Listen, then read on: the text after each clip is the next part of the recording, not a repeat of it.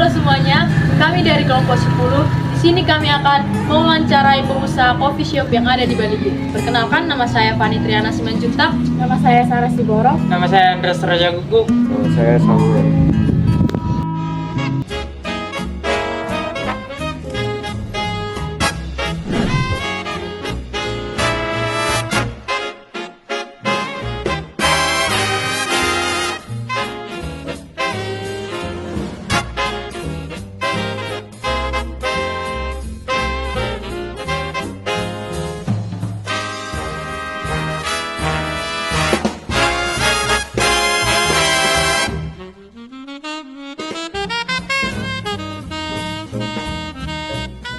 Oke semuanya, di sini kami akan melakukan wawancara yang kepada pengusaha muda yang ada di Bali G.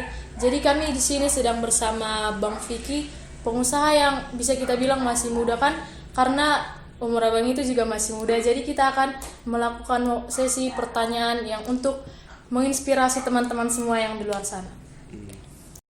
The nights are brighter when you linger, and love is a mystery till you walk by my side. And now my heart's singing, but tonight I'll be fine without you. I'm walking back home. Di sini kami ada beberapa pertanyaan untuk bermanfaat bagi teman-teman semua. Yang pertama itu sejarah tentang usaha Bang yang sekarang itu kapan dibentuknya, Bang? Sejarah dari kenapa buat tempat ini gitu ya, dan kapan dibentuknya. Iya. Jadi sebenarnya ini rencana tempat ini udah dari 5 tahun yang lalu. Kebetulan karena aku masih kerja, baru awal tahun inilah mulai dijalankan. Kenapa mau buat tempat ini? Tempat ini kan coffee shop ya. Sekarang dunia bisnis coffee shop tuh lagi berkembang, terutama di kota. Nah, aku nyoba buat di Bali G ini supaya bisa yang ada di kota ini bisa dirasakan juga di kabupaten gitu, di daerah kan. Terus menurut dari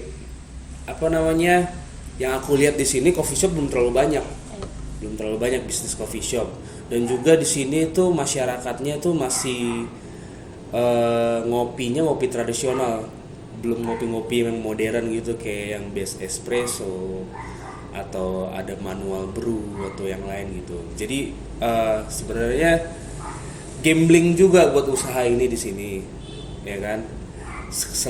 Selain untuk menyoba-nyoba, ya sekalian mau mengedukasi orang di sini gitu. Sebenarnya tuh cara pembuatan kopi tuh ada cara yang lain loh gitu. Nggak cuman buat kopi di gelas, pakai gula, kasih air panas, terus diaduk-aduk. Masih ada yang lain gitu. Kenapa adanya espresso, kenapa adanya manual brew gitu? Karena tiap pembuatan itu beda rasanya gitu. Nah, jadi kenapa ada coffee shop ini? Jadi mau memberikan cita rasa yang berbeda dalam cara minum kopi gitu sih. Itu sih. Kami lihat-lihat kan tempat ini berbeda dengan coffee shop yang lainnya. Jadi apa tema yang Abang ambil buat membentuk dan bangunan coffee shop ini? Tema pertama ini buat ini tuh industrial, ya kan? Industrial tuh kayak bangunan yang semi belum jadi gitu. Tapi ada sisi nyamannya gitu untuk duduk. Jadi kayak orang tuh nggak ragu untuk datang sini, nggak terlalu mewah, biasa aja gitu, nyantai. Jadi ya kayak gitulah, industrial lah. Kalau untuk kan tadi kan temanya kan coffee shop, atau ada pelengkap lainnya atau cuman khusus buat coffee shop aja gitu? Cuman coffee shop ya, kebetulan kita juga ada produksi kopi juga kan, ngerosting kopi. Untuk sejauh ini roastingan kopi kita itu untuk mengisi coffee shop ini aja dulu untuk sementara. Mungkin ke depan tuh bakal kita jual keluar gitu dengan brand kita sendiri gitu kalau kan. Terus kita juga di sini kan belum ada burger yang apa namanya pakai real beef ya. Baru di sini yang aku tahu ya kan. Jadi di sini tuh selain coffee shopnya itu kita juga menjual burgernya itu nggak cuma pakai apa namanya beef biasa gitu, beef yang kita olah sendiri pakai Australian beef gitu, kayak gitu sih. Kalau untuk kan ini masih dibilang baru kan bang coffee shopnya. Kalau untuk progres kayak kemajuan para penikmat kopi yang datang ke sini itu berkembang atau malahan gitu-gitu aja bang? Oh ya, nah itu satu tuh. Yang kayak aku bilang pertama tuh, di sini tuh apa coffee shop tuh masih baru gitu, belum se-hype di kota gitu. Jadi orang tuh masih belum menerima hal yang baru di sini. Apalagi di daerah nih ya, yang aku lihat itu orang-orangnya susah menerima hal baru gitu.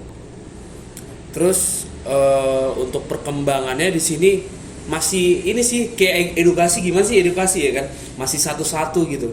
Orang merasain terus sambil bertanya-tanya sama aku, kita ngobrol-ngobrol, kenapa sih ada kopi kayak gini gitu. Jadi sejauh ini masih belum terlalu banyak sih.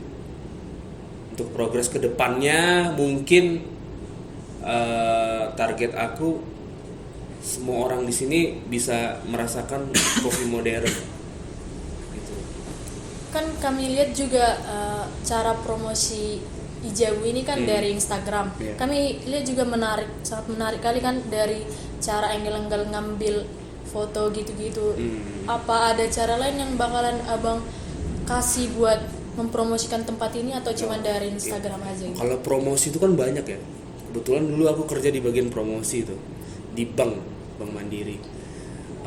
Yang kita lakuin tuh promosi masih di Instagram sih. Terus nanti ke depan tuh bakal ada promosinya, mungkin kayak kita lebih ikut ke pameran-pameran seperti itu di mana gitu. Menu-menu Ijabu tuh kayak gimana gitu kan. Enak apa enggak gitu. Terus promosi lain mungkin kita bakal buat diskon apa namanya, misalkan datang berlima cuman bayar berapa gitu, atau ada misalkan minimal transaksi berapa 100.000 dapat free produk. Nah kayak gitu-gitu sih. Nama tempat ini juga unik kali ya bang, Iya, karena kami lihat juga tempat-tempat coffee shop yang di kota-kota kan ngambilnya nama modern gitu, sedangkan ini lebih ke daerah gitu. Iya. Kenapa abang ngambil nama itu buat tempat ini? Ijabu tuh kayak apa artinya bahasa Indonesia di rumah gitu ya, kayak di rumah ya. Jadi aku pengen tempat ini kayak feels like Ijabu, feels like home gitu. Jadi orang datang ke sini tuh nggak segan gitu. Datang ke sini tuh memang kalau kok ngopi itu kan kayak kebiasaan hari-hari gitu, ya kan.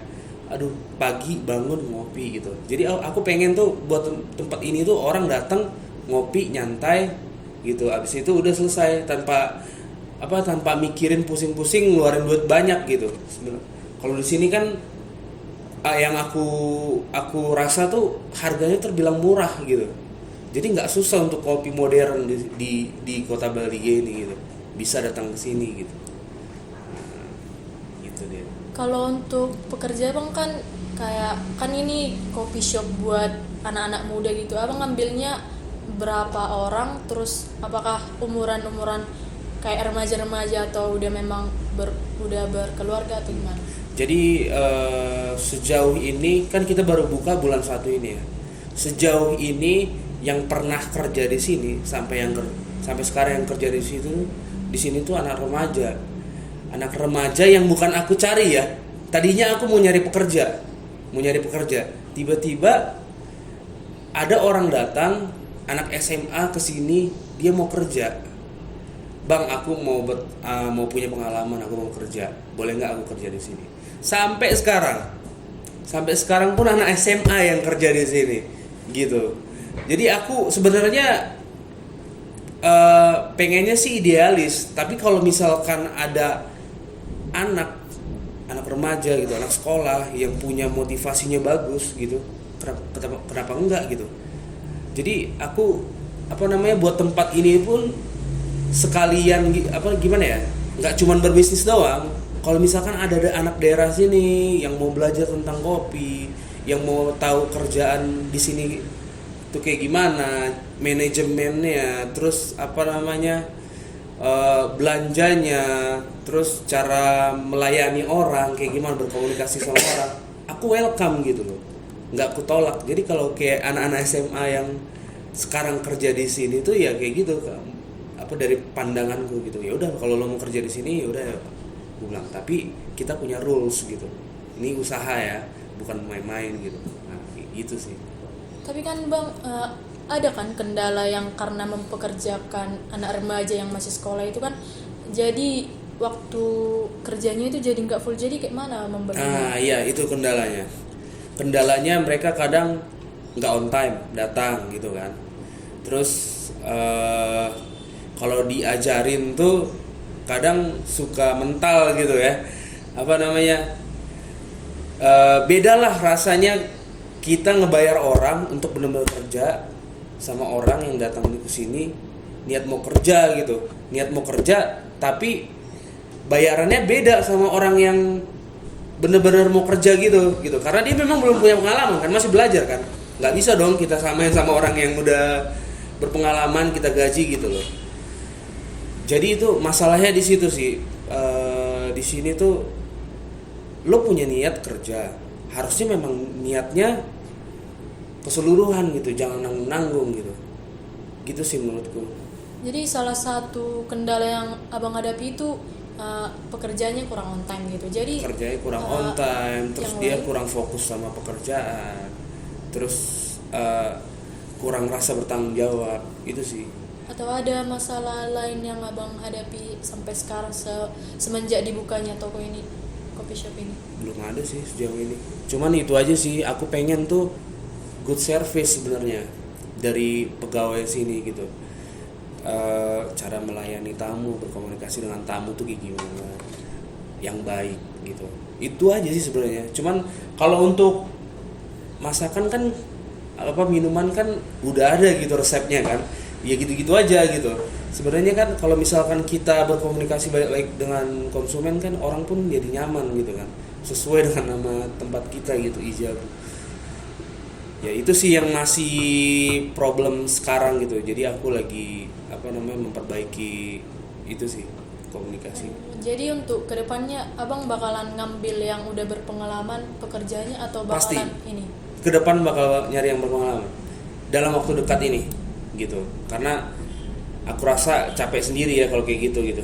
Karena kalau misalkan kita udah nyari yang berpengalaman, kita bisa serahin gitu, nah ini lo kerjain, lo tahu kan apa namanya kerjaanmu apa gitu, nggak harus dituntun terus gitu sih.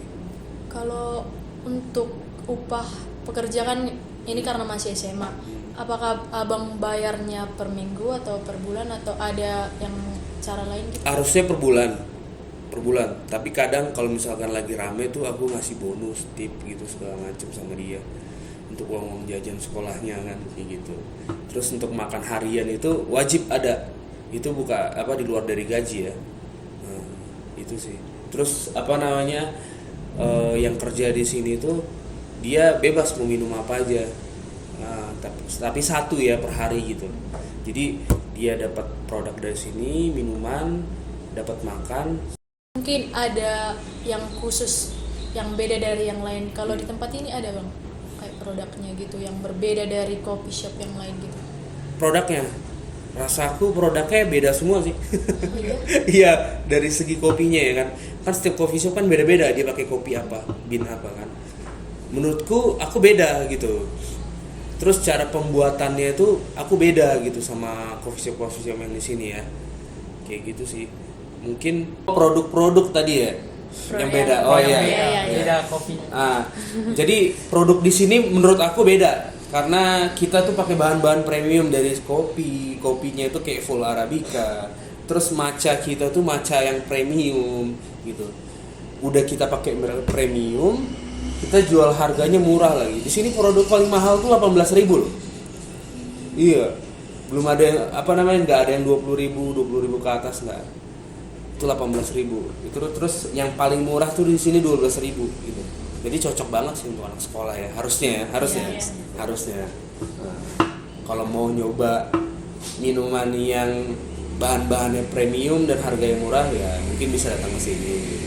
Nah, Jadi kalau untuk pembuatannya itu kan sementara kan pekerja abang kan masih anak sekolah atau abang yang ngambil alih untuk masak makanannya atau apa gitu. kalau untuk bar itu aku megang sendiri gitu. Kalau misalkan dia lagi sekolah kan aku sekarang lagi handle sendiri, sambil nyari-nyari orang yang mau kerja gitu. Terus kadang di sini tuh masih belum banyak yang mesen makan, masih lebih sering mesen minuman gitu. Jadi kalau misalkan buat makanan 1-2 gitu masih bisa terhandle sih. Masih aku sendiri sih sejauh ini. Oke. Kalau untuk kemajuannya tadi kan masih sampai sini karena orang-orang kan belum terbiasa dengan hal baru. Jadi itu nanti kan itu juga jadi salah satu permasalahan yang Iya, abang hadapi. PR. Untuk apanya hari selanjutnya itu kayak mana menurut abang buat mengatasi masalah ini? Mengatasi masalah. Ini cuman berhubungan dengan waktu aja sih, menurut aku ya. Yang namanya bisnis F&B, tahu kan F&B itu kan kategorinya kan kayak gini kan, apa coffee shop, resto itu F&B. Menurutku F&B itu kalau kita nggak buang-buang duit pertama, nggak bakar duit pertama, itu lawannya cuma waktu gitu. Kalau kita mungkin kita bakar duit pertama nih untuk promotion, bisa mendatangkan orang cepet gitu. Cuman kan kita kan mungkin terbatas uangnya. Kita cuma butuh waktu gitu untuk orang mengenal tempat ini, pelan-pelan mengedukasi.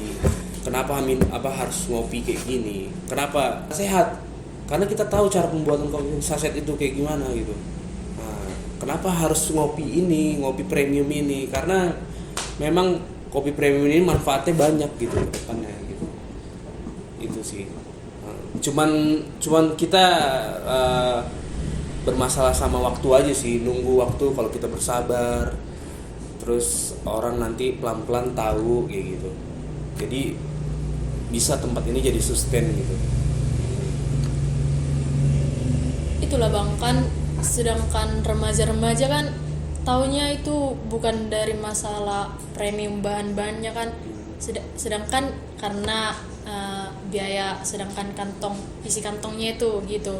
Jadi untuk memperkenalkan hal yang premium ini biar orang-orang tahu kan ini buat anak-anak muda itu kayak mana. Caranya untuk memperkenalkan bahan-bahan premium ini ke anak-anak muda, masalah uang ya, keuangan ya. Nah, kita paling buat salah satu cara supaya orang itu bisa ngerasain produk kita itu dengan buat promosi sih. Kayak misalkan kalian tuh mau nongkrong nih berlima gitu. Berlima misalkan harga produknya itu 18.000 ya. Misalkan bersepuluh lah, 180 misalkan berlima. Waduh kayak bersepuluh kayak berat banget gitu. Nanti mungkin kita bisa buat promosi itu, misalkan lo nongkrong bersepuluh dengan minimal transaksi 100.000 diskon 20%. Nah kayak gitu. Jadi kan bisa lebih ringan gitu kan jadinya. Kayak gitu sih.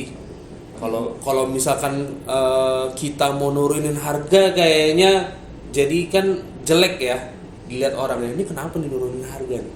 Apa karena nggak laku apa nggak? Nah, kayak gitu. Paling kita buat promosi gitu kan di hari-hari besar kayak misalkan Natal lah, mungkin tahun baru lah, kayak gitu sih. Untuk pertanyaan yang terakhir nih bang, kayak mana pendapat abang untuk kinerja karyawan abang sehingga sampai sekarang itu? Kinerja menurutku masih belum maksimal sih. Cuman mereka ya gimana sih ya, anak sekolah ya, ya kan. Mereka kan punya tanggung jawab untuk sekolahnya, apalagi dia sambil mau kerja, jadi bercabang-cabang. Apalagi anak-anak itu kan belum bisa dibebankan dengan tanggung jawab yang besar gitu. Kalau untuk kinerja sih ya so-so lah, lumayan lah gitu. Mereka ada tamu dilayanin gitu. Tapi kalau aku mau mengharapkan lebih gitu, dengan servis yang baik, dengan manajemen yang baik mungkin nggak bisa gitu. Jadi aku nggak bisa bilang terlalu banyak gitu, karena dia masih masih anak sekolah gitulah. Jadi aku juga mengerti lah gitu. Itu aja sih. Oke Bang, thank you ya buat Oh waktunya. iya, siap. Ya, semoga bisa menjadi inspirasi ya. Ya Bang. Sekarang kami kan bakalan pesan